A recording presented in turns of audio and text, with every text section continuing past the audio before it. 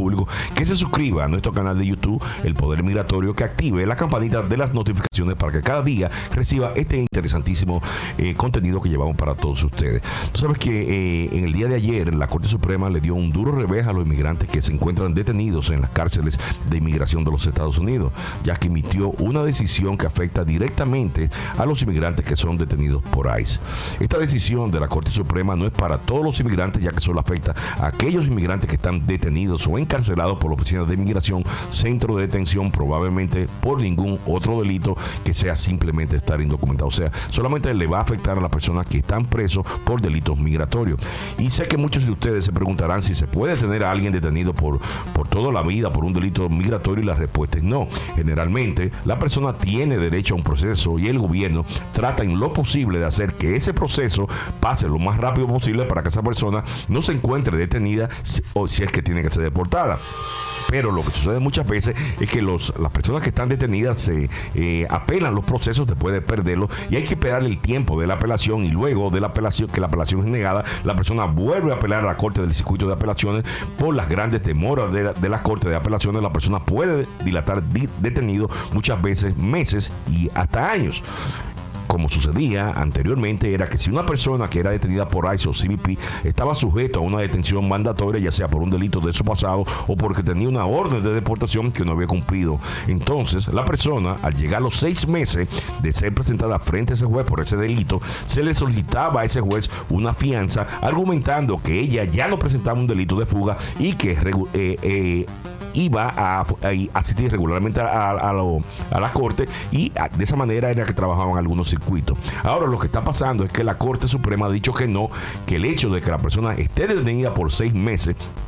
no significa que puede pedir que le den una fianza y que se la tienen que dar. Y es que la Corte Suprema de Justicia decidió este lunes que los inmigrantes indocumentados que hayan estado detenidos por más de 6 meses a la espera de su proceso de deportación no tienen derecho a salir libres bajo una fianza. La pregunta que revisó el máximo Tribunal de Justicia de los Estados Unidos era si un extranjero detenido por el título 8 del Código de Estados Unidos, sección 1231, tiene el derecho por estatuto, después de 6 meses de detención, a una audiencia de fianza en la que el gobierno pruebe ante un juez de migración que el extranjero podría fugarse o ser un peligro para la comunidad. La respuesta emitida por la mayoría de los magistrados fue categórica: no. La Corte dijo que aquellas personas que permanecen detenidas en espera de sus procesos de deportación no tienen derecho a una fianza después de 6 meses privados de libertad, explica José Guerrero, un abogado de inmigración que ejerce en Miami, Florida. El tribunal además dijo que en ningún lado de la ley dice que usted tiene derecho a un juicio de fianza, sino que existen mecanismos para las puestas en libertad.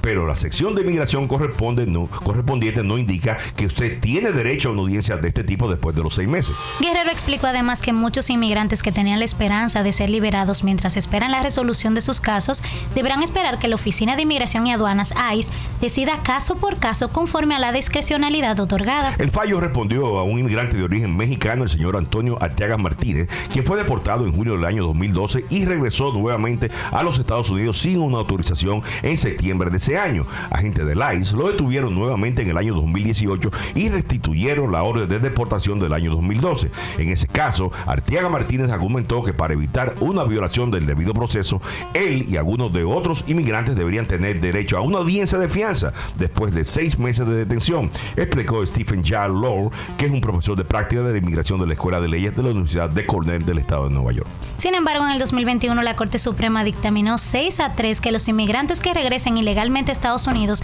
después de ser deportados deben ser retenidos sin derecho a fianza mientras esperan una segunda audiencia de deportación, recordó. Jay Lower había dicho anteriormente que el caso era importante, en parte debido a la acumulación de casos en los tribunales de inmigración. Más de 1.7 millones de inmigrantes tienen casos pendientes en la Oficina de Revisión de Casos de Inmigración, se indica. Puede llevar años obtener una decisión. Si los inmigrantes deben ser detenidos todo ese tiempo, los costos monetarios y sociales serían inmensos, apuntó. La Corte también emitió un segundo veredicto el lunes pasado relacionado con un caso similar. El tribunal dijo que en otro caso de audiencias de fianza para inmigrantes en detención, las Cortes del Distrito no tienen jurisdicción para dictar una orden judicial colectiva. La demanda fue presentada en un caso consolidado a nombre de Esteban Alemán González y Edwin Omar Flores López Tejada. Al primero, también de origen mexicano como Arteaga, el gobierno federal de los Estados Unidos le había iniciado un procedimiento de deportación, pero los agentes de asilo de la Oficina de Ciudadanía y Servicios de Inmigración UCI determinaron que tenían un temor razonable de persecución o tortura en México.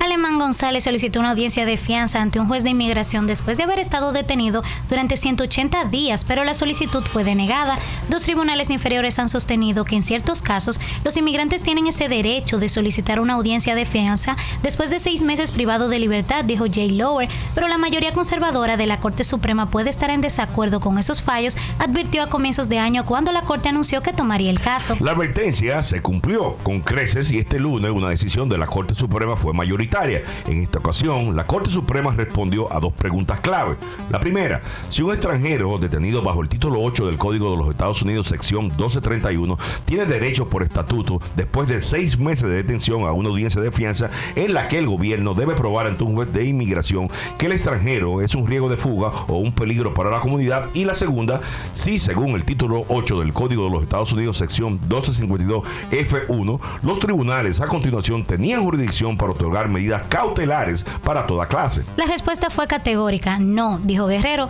Para la abogada de inmigración Rebecca Sánchez Roy, quien ejerce en Miami, Florida, la decisión de la Corte Suprema de este lunes le quita una vía importante a los que no son ciudadanos para impugnar decisiones erróneas de las agencias y o jueces de inmigración. Le roba al demandado la posibilidad de contradecir los fallos erróneos, los hechos incorrectos, al ignorar la expresión clara del estatuto que prohíbe por poco revisar solamente las sentencias relativas a la concesión de medidas cautelares. Esta decisión tendrá un impacto negativo en la vida de miles de inmigrantes que han vivido en Estados Unidos durante muchos años y que han sido víctimas de decisiones obviamente erradas, agregó. Sánchez Roy dijo además que la disidencia del juez Gorsuch en este fallo señala claramente los problemas con la decisión y con la lógica torturada de la mayoría que, repito, ignoró el estatuto, aplicando ingeniería inversa para encajar en una conclusión predeterminada. El magistrado Gorsuch escribió: la mayoría concluye que los tribunales son impotentes para corregir una decisión de la agencia que declara que una persona no es elegible para el alivio de la deportación en base a un error de hecho,